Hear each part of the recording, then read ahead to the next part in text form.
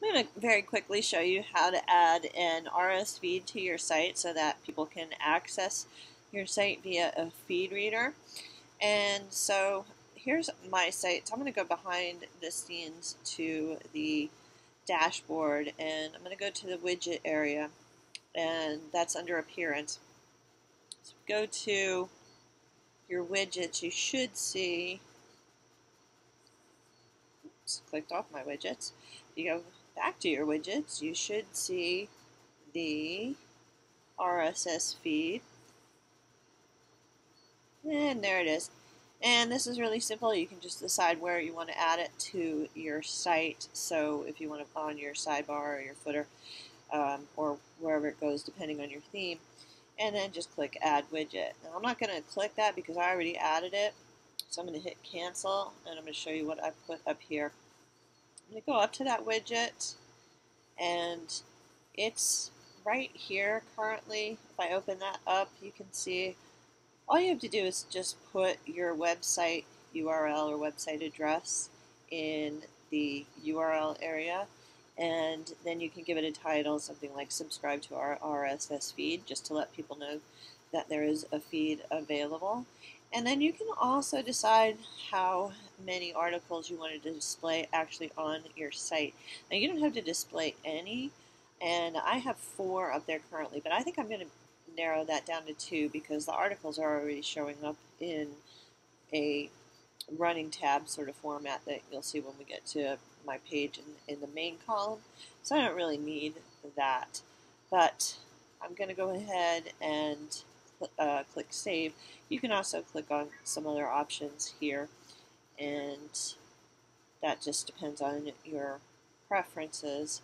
So once I've clicked Save, I'm going to go back to my site, and I'm going to refresh that. And we're just going to look for that feed, which is going to be the last thing in our sidebar over here. So we're going to scroll down, and there it is. So when people see this, they'll know that you've got a feed set up.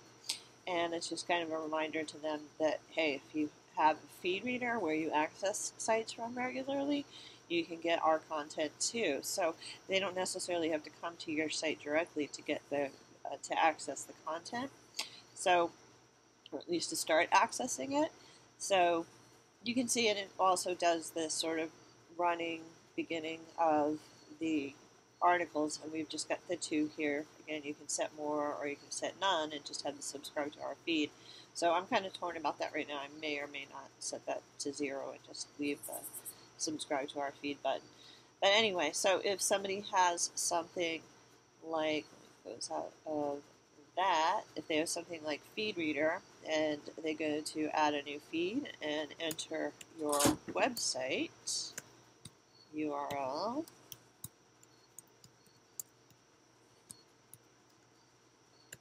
and then they can also set it up for a particular category. So the site is about pets.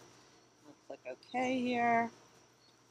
And I'm going to click add the feed, and we'll see what happens, what that looks like. So you can see when that comes up, there's a running list with the titles and the beginnings of the article content that's most currently on the website. So you can see this one was 16 hours ago, this was yesterday, and then people can click on that to read the full article, and that's going to actually bring them back to your site. Okay, so that's using RSS feeds, a basic introduction, and it is pretty simple to use when we're looking at WordPress. In other areas, it may be more difficult, or you may need a feed generator or something like that to create your feeds. But again, with WordPress, it's pretty straightforward.